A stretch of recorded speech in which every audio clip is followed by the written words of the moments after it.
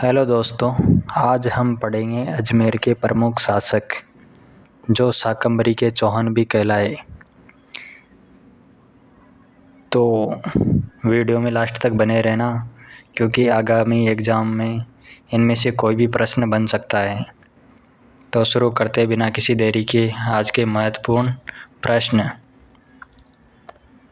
शुरू करते हैं। पहले अजमेर के चौहानों के बारे में डिटेल से जान लेते हैं। शाकंभरी के चौहान वंश, इसके प्रतापी शासक के बारे में महत्वपूर्ण तथ्य।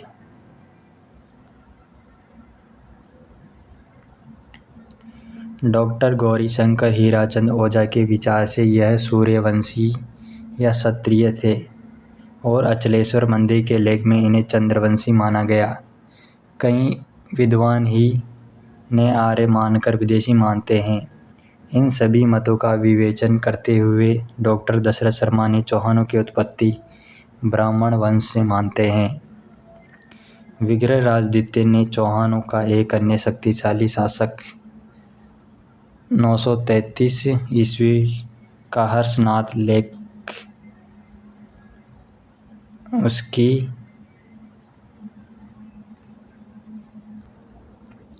विग्रहराज द्वितीय चौहानों का एक अन्य शक्तिशाली शासक 933 ईस्वी का हर्षनाथ लेख, यहाँ पर लेख है,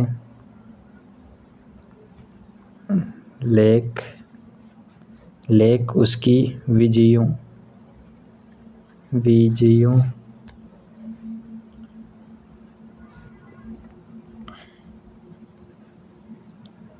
हर्षनाथ लेख उसकी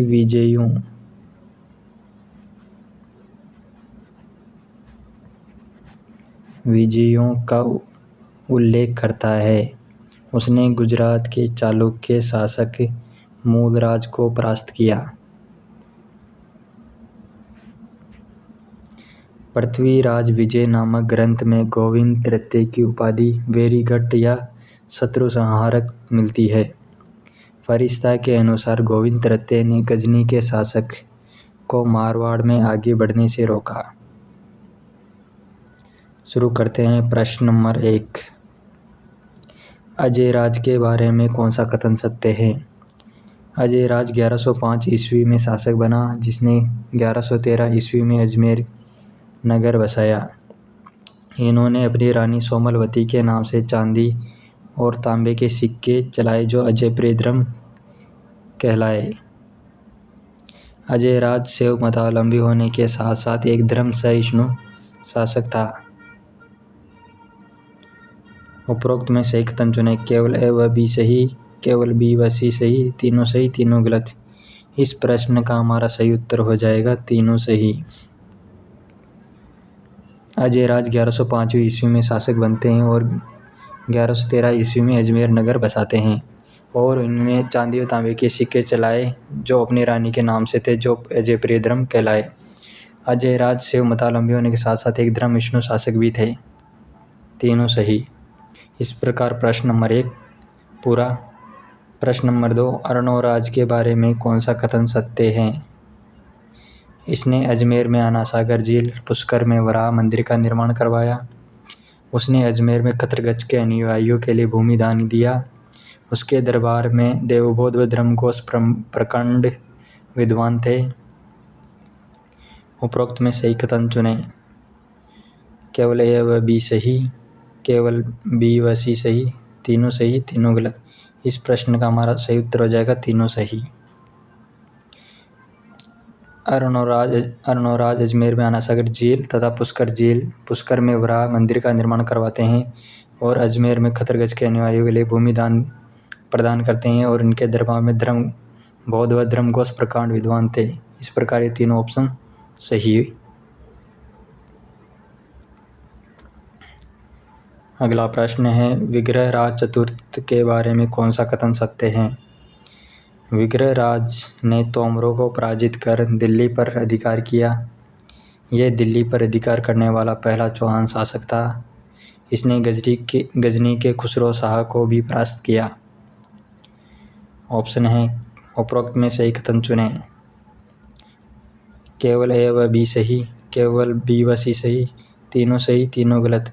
इस प्रश्न का हमारा सही उत्तर हो जाएगा तीनों सही। विग्रहराज ने तोमरों को पराजित कर दिल्ली पर अधिकार किया और दिल्ली पर अधिकार करने वाला पहला चौहान शासक था और इसने गजनी के खुसरो शाह को भी पराजित किया। इस प्रकार हमारे तीनों ऑप्शन सही। अगला प्रश्न, इनके विग्रहराज चतुर्थ के बारे में व्याख्या देख लेते हैं। जयानक भट्ट ने इसे कवि बांधव की उपाधि दी। विग्रहराज ने हरकेली और उसके दरबारी विद्वान सोमल देव ने ललित विग्रहराज नाटक की रचना की।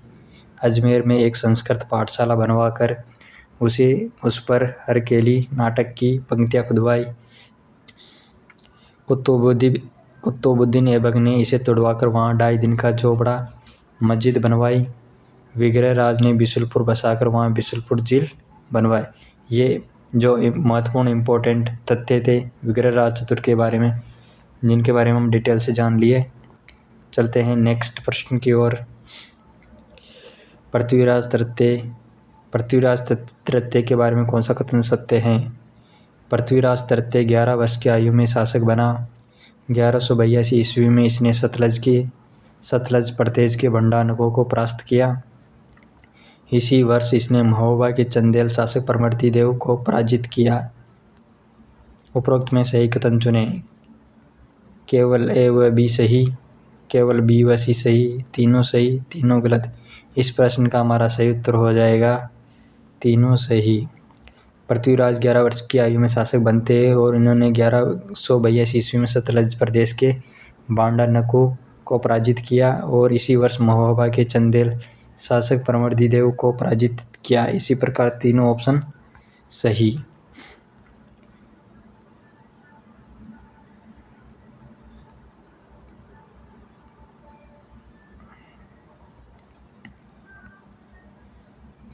पृथ्वीराज तृतीय के बारे में महत्वपूर्ण तथ्य, उनकी व्याख्या देख लेते हैं। तराइन के प्रथम युद्ध 1192 ईस्वी में मोहम्मद गोरी को उसने पराजित किया, मगर 1192 ईस्वी में तराइन के द्वितीय युद्ध में वह मोहम्मद गोरी से पराजित हुआ। पृथ्वीराज विजय का रचयिता जयानक